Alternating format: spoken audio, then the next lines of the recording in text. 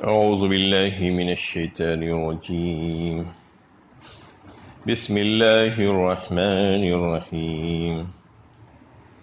أفحسب الذين كفروا أن يتخذوا عبادي من دوني أولياء إنا أعتدنا جهنم للكافرين نزلا. کیا ان کافروں نے یہ خیال کر رکھا ہے کہ وہ مجھے چھوڑ کر میرے بندوں کو اپنا کارساز بنا لیں گے؟ ہم نے کافروں کی ضیافت کے لیے جہنم تیار کر رکھی ہے۔ یہ سورہ کہف کی 102 نمبر کی آیت ہے۔ اس سے گزشتہ آیتوں میں قیامت کے احوال پیش کیے جا رہے تھے کہ کس طریقے سے لوگ گھبراہٹ کے ساتھ نکل پڑیں گے اور سب کے سب حاضر کر دیے جائیں گے سور کے پھونکتے ہی، اور پھر کافروں کے سامنے جہنم کو پیش کر دیا جائے گا۔ یعنی وہ لوگ جن کی آنکھوں پر غفلت کے پردے پڑے ہوئے تھے دنیا میں، وہ کوئی بات سننے اور سمجھنے کے لیے تیار نہیں تھے، وہ اپنا حشر دیکھ لیں گے اس دن، یہ فرمایا گیا۔ اب اس آیت میں یہ بتایا جا رہا ہے کہ وہ غفلت کا شکار کون لوگ ہوں گے۔ افحسب الذین کفروا ان یتخذوا عبادی من دونی اولیاء، کیا وہ لوگوں نے گمان کر رکھا ہے، کیا یہ سمجھ رکھا ہے کہ وہ مجھے چھوڑ کر میرے بندوں کو اپنا کارساز بنا لے؟ عبادی، بندوں میں کون کون شامل ہے؟ ساری مخلوقات اللہ تعالیٰ کی، جن جن کو لوگ پوجا کرتے ہیں، ان کی پرستش کرتے ہیں، چاہے وہ انبیاء کرام ہو، چاہے وہ اولیاء اللہ ہو، چاہے صلاح امت ہو، چاہے فرشتے ہو، چاہے جنات ہو، چاہے شیاطین ہو، چاہے وہ حضرات ہو جن کو یہود و نصارہ اللہ کا بیٹا کہہ کر ان کی عبادت کرتے ہیں، جیسا کہ حضرت عزیر علیہ السلام کو یہودی اللہ کا بیٹا سمجھتے ہیں، اور عیسائی حضرت عیسیٰ علیہ السلام کو اللہ کا بیٹا کہتے ہیں۔ یہ تمام کے تمام اللہ تعالیٰ کے بندے ہیں، اللہ تعالیٰ کی مخلوق ہیں، عاجز اور کمزور بندے ہیں، ان کے پاس کچھ اختیارات نہیں ہیں۔ اللہ تعالیٰ یہ فرما رہے ہیں، کیا انہوں نے یہ سمجھ رکھا ہے، یہ گمان کر رکھا ہے کہ یہ سارے میرے جو بندے ہیں ان کو اپنا کارساز اور حمایتی بنا لیں گے اور بنا کر میرے عذاب سے بچ جائیں گے؟ ایسا ممکن نہیں ہے، ایسا بالکل نہیں ہو سکتا۔ یہ جو سمجھ رہے ہیں اور یہ سمجھ کر ان کی عبادت کر رہے ہیں، تو ان کو سمجھ لینا چاہیے کہ یہ غلط راستے پر چل رہے ہیں۔ ان کو کارساز بنا کر ان کی پرستش اور ان کی عبادت جو کی جا رہی ہے، اس دن ان کو نقصان اٹھانا پڑے گا۔ ہم نے کافروں کی ضیافت کے لیے جہنم کو تیار کر کے رکھ دیا ہے، یہ فرما دیا۔ اب اگلی آیت میں اللہ تعالیٰ فرما رہے ہیں کہ وہ کون ہیں جو اعمال کے اعتبار سے انتہائی نقصان اور خسارے میں پڑ گئے قیامت کے روز۔ قُلْ هَلْ نُنَبِّئُكُمْ بِالْأَخْسَرِينَ أَعْمَالًا، کہو کیا ہم تمہیں بتائیں کہ اپنے اعمال کے لحاظ سے سب سے زیادہ تباہ حال لوگ کون ہیں؟ یعنی یہ وہ لوگ ہیں جو بظاہر نیکی کے کام کرتے رہے اور اپنی زندگی میں جو ہے محنتیں اور مشقتیں کرتے رہے، لیکن ان کے سارے اعمال رائگاں اور بیکار ہو گئے اور اس کا کوئی صلہ ان کو نہیں ملا، اور ان کی محنتیں خراب ہو گئی اور ان کے اعمال بالکل خسارے میں پڑ گئے۔ یعنی جو کچھ انہوں نے سمجھا تھا ویسا نہیں ہوا، وہ یہ سمجھ رہے تھے کہ ہم کام اچھے کر رہے ہیں۔ اگلی آیت میں بھی اللہ تعالیٰ نے ان کا تذکرہ فرمایا کہ وہ کون لوگ ہیں۔ الذین ضل سعیہم فی الحیاۃ الدنیا وہم یحسبون انہم یحسنون صنعا، وہ جن کی کوششیں اس دنیا کی زندگی میں کھوئی گئی اور یہ سمجھتے رہے کہ بڑے اچھے کام کر رہے ہیں، یعنی اوزام باطل میں یہ سمجھتے رہے کہ ہم تو بڑے اچھے کام کر رہے ہیں، لیکن وہ اللہ تعالیٰ کے ہاں ناپسندیدہ، نامقبول رہے۔ وہ ان کے سارے اعمال جو انہوں نے محنتیں اور کوششیں کی تھی، زندگی بھر اپنا وقت اور اپنا مال اور اپنی توانائیاں لگا دی، وہ سب کی سب بیکار ہو گئی، ان کے کچھ بھی کام نہیں آئی۔ یہ کون لوگ ہیں آخر جن کے اعمال خسارے میں پڑ گئے؟ الذین ضل سعیہم، وہ لوگ، فرمایا تو یہ کون لوگ ہیں؟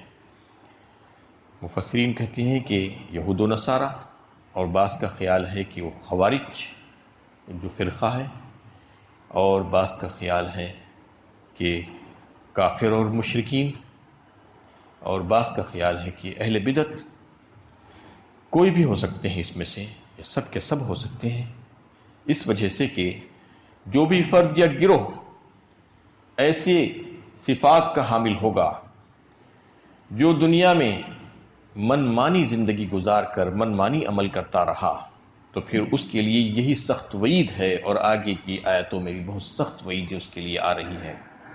یہ آیت کا مصداق ہو سکتا ہے جو کوئی ہو، چاہے وہ کافر ہو، مشرک ہو، یا اہل بدعت ہو، یا یہود و نصارہ میں سے ہو، جن کے اعمال خوشنما کر دیے گئے ہیں، وہ یہ سمجھ رہے ہیں کہ ہم بہت اچھے عمل کر رہے ہیں۔ آخر ایسا کیوں ہوا؟ یہ لوگوں کے اعمال خسارے میں کیوں پڑ گئے؟ ان کو اس سے کچھ فائدہ کیوں نہیں ہوا؟ جبکہ انہوں نے محنتیں کی تھی، کوششیں کی تھی دنیا کی زندگی میں۔ تو بتایا جاتا ہے کہ اعمال کی قبولیت کا دار و مدار اصل تو نیتوں پر ہے، نیت اچھی ہونی چاہیے۔ اس کے بعد جو اہم جو باتیں ہیں اعمال کی قبولیت کے سلسلے میں حضرت امام قرطبی رحمۃ اللہ علیہ فرماتے ہیں کہ ایمان اور عقیدہ اور عمل یہ درست ہونا چاہیے، اس کی درستی کے بغیر، یعنی عقیدہ اور عمل کی درستی کے بغیر کوئی بھی عمل اللہ کے ہاں قابل قبول نہیں ہے۔ زندگی بھر انسان چاہے محنت کر لے، کتنی کوششیں کر لے، کتنی اچھی عمل کر لے، اگر اس کے عقیدے اور ایمان میں فساد ہے، خرابی ہے، تو پھر وہ اس کا عمل بیکار اور رائے گاہ ہے۔ یعنی عمل اچھا ہے لیکن ایمان میں بھی خرابی ہے، فساد ہے۔ ایمان کی خرابی کا مطلب کیا ہے؟ ایمان اچھا ہونا کا مطلب یہ ہے کہ اللہ کی توحید کو سمجھ لینا چاہیے، اور یہ سمجھ لینا چاہیے کہ اللہ تعالیٰ کے ساتھ کوئی اور شریک نہیں ہے۔ حاجت روائی اور مشکل کشائی کے لیے وہی ہے، قادر مطلق وہی ہے، مختار کل وہی ہے، سارے کے سارے اختیارات اسی کے پاس ہیں۔ اس کی ذات اور اس کی صفات اور اس کے اختیارات میں کوئی شریک نہیں ہے اس کا، یہ سمجھنا چاہیے۔ قرآن یہی پیغام دیتا ہے۔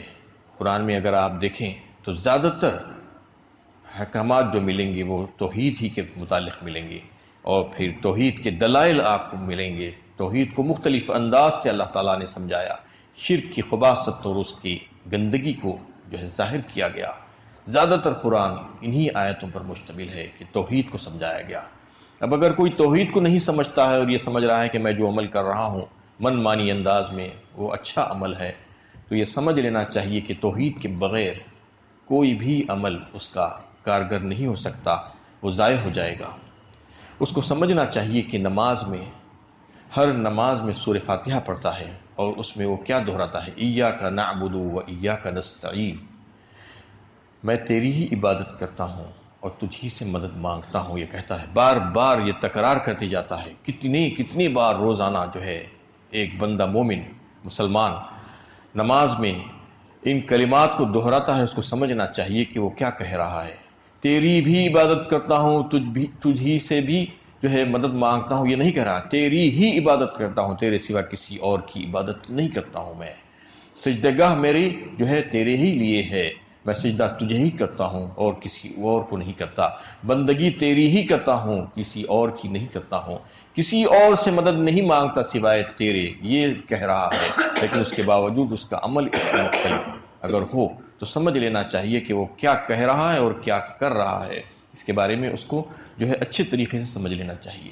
ومن اضل ممن يدعو من دون اللہ من لا يستجیب له الى یوم القیامۃ وهم عن دعائهم غافلون، فرمایا سورہ احقاف 26ویں پارے میں، اس سے بڑھ کر ظالم اور گمراہ کون ہوگا جو ان کو اور ان کو پکارے اللہ کو چھوڑ کر، جو اس کی پکار کو قیامت تک نہیں سن سکتے اور اس کا جواب نہیں دے سکتے۔ ومن اضل ممن يدعو من دون اللہ من لا يستجیب له الى یوم القیامہ وهم عن دعائهم غافلون، اور وہ اس کے مانگنے سے اکثر غافل ہیں، بے خبر ہیں، ان کو معلوم ہی نہیں کون کیا کہہ رہا ہے، کون مانگ رہا ہے مجھ سے، ان کو تو پتہ بھی نہیں چلتا ہے، اور وہ دشمن ہو جائیں گے اس دن، قیامت کے دن اس کے، یعنی جن کو جو ہے دوست سمجھا تھا اور جن کو اللہ تعالیٰ کے علاوہ کارساز سمجھا تھا، حاجت روائی اور مشکل کشائی کے لیے ان کو پکارا تھا، وہ اس کے سامنے اس کی مدد نہیں کر سکیں گے، اور اس دن اس سے کوئی فائدہ ان کو نہیں ہوگا، یہ سمجھنا چاہیے۔ کئی ایک مقامات پر اللہ تعالیٰ نے فرمایا کہ مجھ سے مانگو، ربکم ادعونی استجب لکم ان الذین یستکبرون عن عبادتی سیدخلون جہنم داخری۔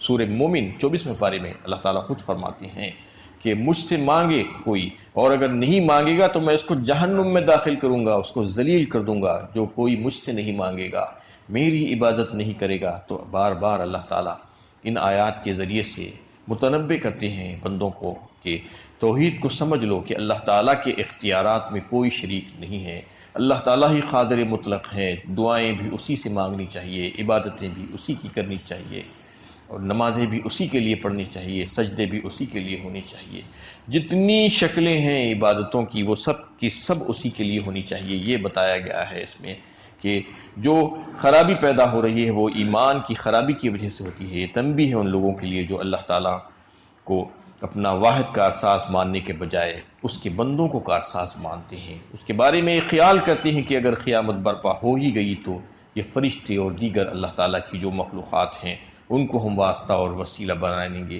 اللہ کے حضور ہماری نجات کے لیے وہ ہماری سفارش کر دیں گے۔ ان کو سمجھنا چاہیے کہ سفارش تو ایک استثنائی صورت ہے، اصل حکم کیا ہے کہ جو احکامات بھیجے گئے ہیں، جو پوری کی پوری شریعت بھیجی گئی ہے اس پر عمل کرنا ہے، اس کو سمجھنا ہے۔ سفارش تو بعد کا مسئلہ ہے، قیامت کا مسئلہ ہے، اور وہ اللہ تعالیٰ کی اجازت کے بغیر کوئی نہیں کر سکے گا۔ من ذا الذی یشفع عنده الا باذنہ، فرمایا آیت الکرسی میں، کون ہیں جو اللہ تعالیٰ کے سامنے سفارش کر سکیں؟ اللہ تعالیٰ کی اجازت کے بغیر کوئی نہیں کر سکتا، کوئی زبان نہیں کھول سکتا اس کی اجازت کے بغیر۔ تو اس کو عمل کرنے کے لیے بھیجا گیا ہے انسان کو، یہاں پر پوری شریعت دی گئی ہے، اللہ کے نبی صلی اللہ علیہ وسلم نے عمل کر کے دکھلایا، صحابہ کرام نے عمل کر کے دکھلایا، تو یہ اس پر عمل کرنے کے بجائے ان کی اور ان کے اوپر جو ہے واسطہ اور وسیلہ کا بھروسہ کرتے ہوئے اپنی نجات ہو جائے گی یہ سمجھنا کہ وہ سفارش کر دیں گے، یہ سفارش کر دیں گے، یہ بالکل غلط عقیدہ ہے۔ ان پر واضح کیا جا رہا ہے کہ یہ تمہاری محض خام خیالی ہے، فرشتے یہ ہمارے دوسرے جو بھی نیک بندے ہیں تمہیں کیا بچا سکیں گے، جبکہ ہم نے کافروں کی میزبانی کے لیے جہنم کو تیار کر کے رکھا ہے۔ واضح رہے کہ آدمی اگر آخرت کا قائل بھی ہو تو اللہ کے نیک بندوں کو اگر وہ کارساز ماننے کا عقیدہ رکھتا ہے تو وہ گمراہی ہے، اس لیے کہ جو خدا کے حضور جواب دہی کے احساس کو ختم کر دیتی ہے۔ اگر عقیدہ ہے آخرت کا لیکن اس کے باوجود یہ سمجھ رہا ہے کہ فلاں بچا لیں گے، فلاں بچا لیں گے، تو پھر وہ عقیدہ کمزور پڑ جائے گا، اس لیے وہ محنت نہیں کر پائے گا جیسی محنت اس کو کرنی ہے دنیا میں۔ وہ چیزیں نکال دینا اپنے دلوں میں سے کہ فلاں اور فلاں اور فلاں کا جو ہے سفارش اور وسیلہ اور واسطہ پکڑ لوں گا میں، یہ سمجھنا چاہیے کہ مجھے جو حکم دیا گیا ہے اللہ کے نبی صلی اللہ علیہ وسلم کے ذریعے سے، جو عین سنت ہے، جو طریقہ مجھے دکھلایا گیا، میں بس اس پر عمل کرنے کی کوشش کروں گا حتی الامکان حتی المقدور۔ یہ احساس اگر ہو جائے تو پھر جو ہے اس کی اللہ تعالیٰ کے حضور جواب دہی کا جو احساس جب پیدا ہو جاتا ہے تو انسان کے عمل خود بہت اچھے ہونے شروع ہو جاتے ہیں۔ نتیجہ یہ ہے کہ آدمی عمل کی جگہ فلاں اور فلاں کی کارسازی پر جب اعتماد کر لینے لگتا ہے تو خود بخود اس کے عمل خراب ہوتے ہیں، عمل میں کوتاہی شروع ہو جاتی ہے۔ اسی طرح آخرت کا عقیدہ بالکل معطل ہو کر رہ جاتا ہے۔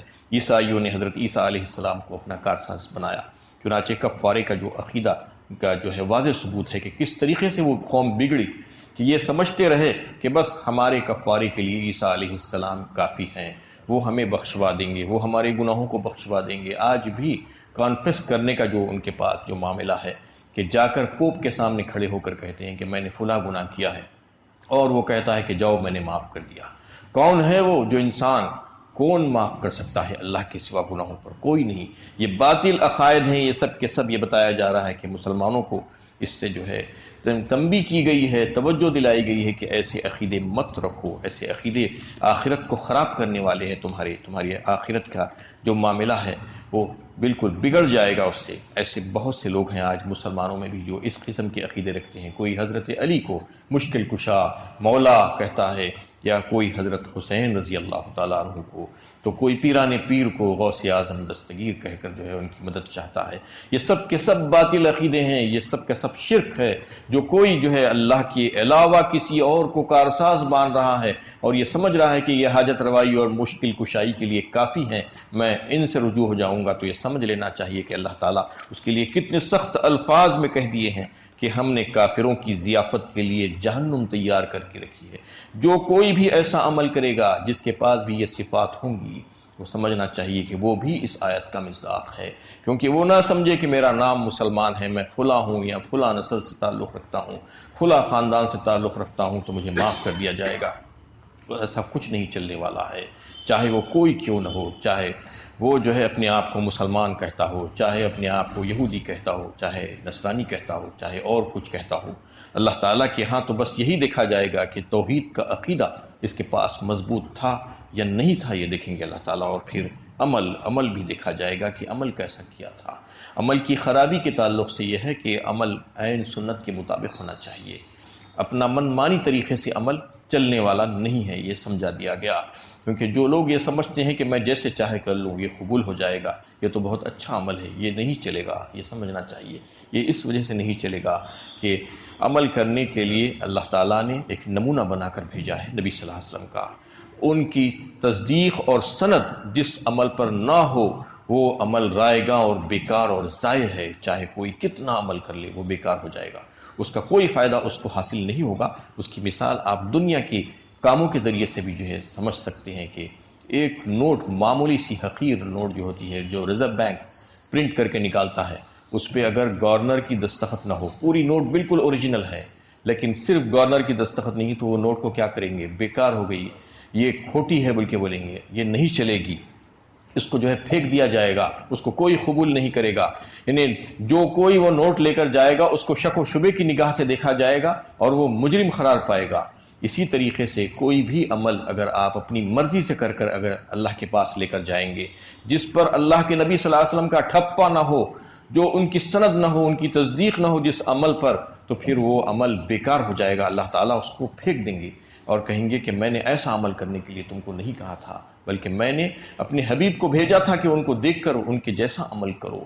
ویسا نہیں کریں گے اگر کوئی اپنے من مانی زندگی گزاریں گے، بدعتوں کو اختیار کریں گے۔ بدعت کیا ہے؟ یہی تو ہے کہ جو عمل نبی صلی اللہ علیہ وسلم سے ثابت نہیں ہے وہ عمل کرنا، اور کسی کام کو اچھا سمجھ کر اختیار کرنا، کسی دینی کام میں جو ہے کوئی کمی یا زیادتی کرنا، یہی بدعت ہے۔ بدعت کو لوگ سمجھ نہیں پاتے ہیں۔ لوگوں سے جب کہا جاتا ہے کہ یہ کام کیوں کر رہے ہیں تو کہتے ہیں کہ یہ کام تو ہم بہت اچھا کر رہے ہیں، تم کیوں روک رہے ہو؟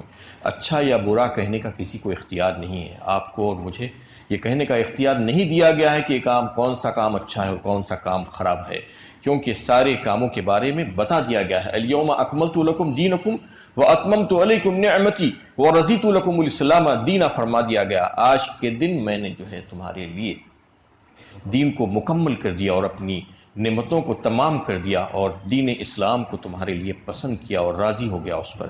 اللہ تعالیٰ سورہ مائدہ 6 پارے میں جو ہے بالکل یہ آخری دور کی آیتوں میں سے ہے، اس میں فرما دیا گیا کہ اب کوئی کمی بیشی کی کوئی گنجائش باقی نہیں بچی، اب اس میں کسی قسم کی کوئی ناسخ و منسوخ نہیں ہونے والا ہے، یہ حکم اب فائنل ہے، اب جو کچھ بھی بتا دیا گیا ہے وہی ہے، اس پر تمہیں عمل کرنا ہوگا۔ کوئی اگر یہ سمجھتا ہے کہ ابھی کچھ اچھے کام باقی تھے جو مجھے مکمل کرنے ہیں، تو وہ الزام لگا رہا ہے اللہ تعالیٰ اور اللہ کے نبی صلی اللہ علیہ وسلم پر کہ اللہ کے نبی صلی اللہ علیہ وسلم نے کچھ باتیں نعوذ باللہ چھپا کر رکھ لی تھی جو ہمیں نہیں دکھائی، نہیں سکھلائی تھی، اس لیے ہم اسے مکمل کرنے جا رہے ہیں۔ یہ سمجھنا چاہیے کہ کوئی بھی کام جو اچھا ہے وہ ہمیں بتا دیا گیا ہے، اور جو خرابی ہے جس میں اس کو بھی ہمیں بتا دیا گیا ہے۔ اس لیے کسی کام کو بھی اضافہ یا کمی کرنے کی کوئی ضرورت نہیں ہے۔ کسی بھی معاملے میں، نماز کے معاملے میں بھی ایک مثال آپ سمجھ لیجئے، آپ کو بات اچھی طریقے سے سمجھ میں آ سکتی ہے۔ یہ بدعتیں کیسی ہوتی ہیں؟ لوگ کسی بھی کام کو کہتے ہیں کہ ہم بہت اچھا کام کر رہے ہیں، آپ کیوں روک رہے ہیں ہمیں؟ تو نماز میں جو ہے مختلف نمازوں میں مختلف رکعتیں اللہ تعالیٰ نے رکھی ہیں جس کو نبی صلی اللہ علیہ وسلم نے ہمیں سمجھایا اور پڑھ کر دکھلایا۔ مثال کے طور پر مغرب کی نماز میں 3 رکعت فرض ہے۔ اگر کوئی یہ کہتا ہے کہ میں 4 رکعت اگر پڑھ لوں تو کیا خرابی ہے اس میں؟ 1 رکعت ہی تو اضافہ کر رہا ہوں اس میں، اور 1 رکعت زیادہ پڑھنے کا ثواب مجھے زیادہ ملنا چاہیے، تو کیا کہلائے گا؟ اس کے تعلق سے کیا کہا جائے گا؟ کیا اس کی نماز قبول ہوگی؟ اس کو اس کا اجر ملے گا؟ اس کو 1 رکعت زیادہ پڑھنے کا فائدہ ہوگا؟ نہیں، بلکہ وہ غدار کہلایا جائے گا، باغی کہلایا جائے گا، اس لیے کہ اللہ کے نبی صلی اللہ علیہ وسلم نے مغرب کی نماز میں 3 رکعت فرض پڑھ کے ہمیں دکھلایا، اور اگر 3 سے زیادہ کوئی پڑھ رہا ہے تو یہ سمجھنا چاہیے کہ وہ زیادتی جو کر رہا ہے اس کے لیے عذاب کا باعث ہے، وہ اس کو جو ہے مجرم قرار دیا جائے گا اس کی وجہ سے۔ تو ایسی ہی زیادتیاں لوگ بہت سے کرتے ہیں۔ آج کئی ایک کام کرتے ہوئے معاشرے میں لوگ نظر آتے ہیں، بہت سی اکثریت لوگوں کی ایسی ہے، جب ان سے کہا جاتا ہے کہ کام کیوں کر رہے ہو تو کہتے کہ اچھا کام کر رہے ہیں۔ اور اپنی ساری توانائیاں، اپنا مال اور اپنے وقت کو لگا رہے ہیں اس کے پیچھے، اور یہ سمجھ رہے ہیں کہ ہم بہت اچھے اچھے کام کر رہے ہیں۔ اس آیت میں انہی لوگوں کو جو ہے متوجہ کیا گیا ہے کہ تم اپنی مرضی سے اچھے اچھے کام مت کرو، جو کام تمہیں بتا دیے گئے ہیں وہی اچھے ہیں، یعنی جنہوں نے آخرت کے بجائے دنیا کو اپنا نصب العین بنا لیا تھا، جن کی ساری دوڑ دھوپ اپنی دنیاوی زندگی کو شاندار بنانے کے لیے ہے، مقصد کا صحیح تعین نہ کر کے انہوں نے اپنی زندگیوں کو بالکل غلط رخ پر ڈال دیا، اس خام خیالی میں مبتلا رہے کہ وہ بڑے اچھے اچھے کام کر رہے ہیں۔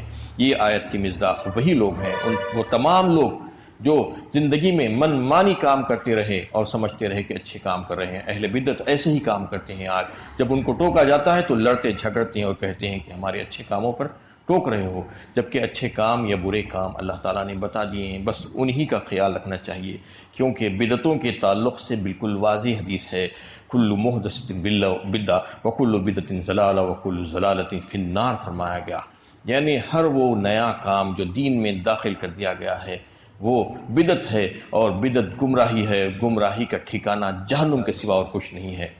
تو اس کو معمولی نہ سمجھیں، اس کو آسان نہ سمجھیں کہ ہم جیسا چاہے کر لیں گے۔ دین میں کوئی چیز آپ داخل نہیں کر سکتے، کمی بیشی نہیں کر سکتے اس میں جتنا بتایا گیا ہے، ہم بندے ہیں، غلام ہیں ہم حکم کے، ہم کو اتنا ہی کرنا ہوگا، وہی ہمارے لیے کافی ہے نجات کے لیے، اس سے زیادہ کی ہمیں ضرورت بھی نہیں ہے، اور نہ ہمارے پاس طاقت ہے اس سے زیادہ کی۔ اس سے زیادہ جو کرنے کی کوشش کرتے ہیں وہ اچھے کاموں کو چھوڑ دیتے ہیں، کیونکہ حدیث میں ہے کہ جو ایک بدعت کو اختیار کرتا ہے اور رائج کرتا ہے وہ ایک سنت کو چھوڑ دیتا ہے یقیناً۔ تو سنتوں کو اگر چھوڑنا چاہ رہے ہیں تو پھر بدعتوں کو اختیار کیجیے، جو سنت کو پکڑے گا وہ بدعت کو چھوڑے گا یقیناً۔ جو اچھے کام جو بتا دیے گئے ہیں وہی کام ہم کو کرنے چاہیے، اور جو جس کے تعلق سے کہا گیا ہے کہ کام نہیں کرنا ہے اس کو ہمیں اختیار نہیں کرنا۔ اللہ تعالیٰ سے دعا ہے کہ اللہ تعالیٰ ہمیں صحیح علم و عمل کی توفیق عطا فرمائے۔